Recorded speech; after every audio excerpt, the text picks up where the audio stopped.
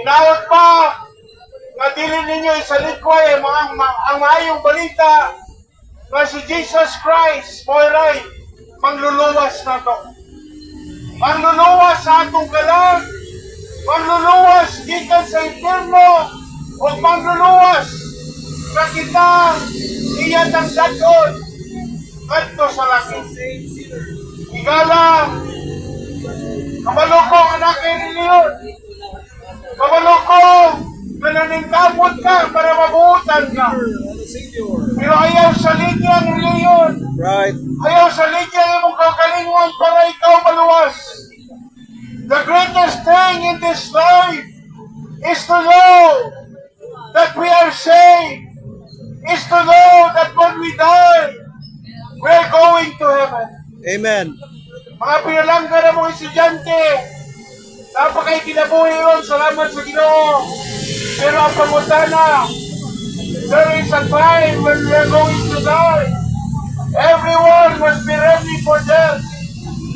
But I want to tell you, are you going to heaven?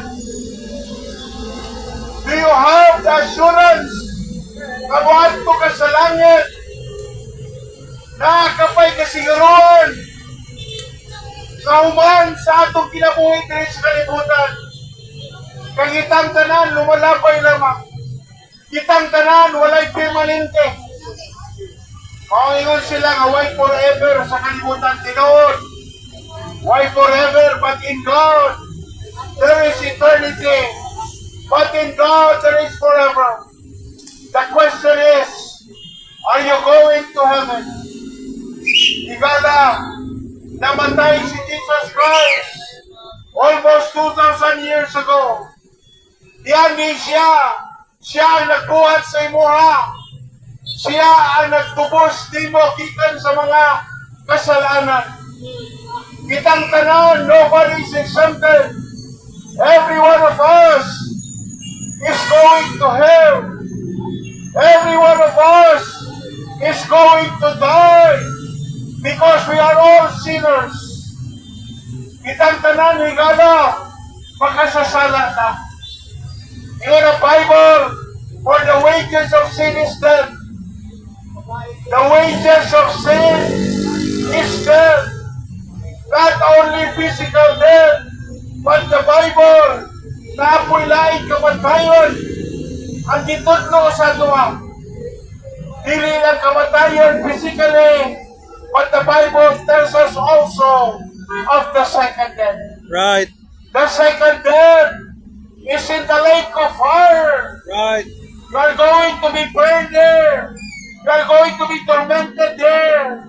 The Bible says, when the worm dieth not, and the fire is not quenched. Igala, maayong balita. Dili ka gusto nga kinuwan ko kasi perno. Maunang ni Ani siya. He lived for 33 years. He lived among us. And then, namatay siya, igala. Nagsakripisyo siya. Iyang diula. Ang iyang dugo. Para ikaw ako. Want to gatin. Igala, all human race are doomed to hell. All human race, mamerkano ka man, mahapon ka man, mainsik ka man, kinsa ka man. We are all sinners. We are doomed to hell. But Jesus Christ gave us life.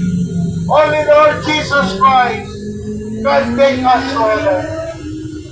Ingon ang Bible, He is the way, He is the truth, and He is the life. Ingon ang Bible, I am the resurrection and the life. Ingon ang Bible, I am the bread of life. Ingon ang Bible, I am the door. Ingon ang Bible, I am the way. Ingon ang Bible, I am the living water. If you want to be saved, if you want to go to heaven, the only way, Higala, is accepting, is by acknowledging the Lord Jesus Christ as your Lord and Savior. Higala, wala kami mag-promote sa mga religion. Christ Kaya among reliyon, di makaluwas nimo. Neither kami, di makaluwas nimo. Ayaw pagtuwa ng tao.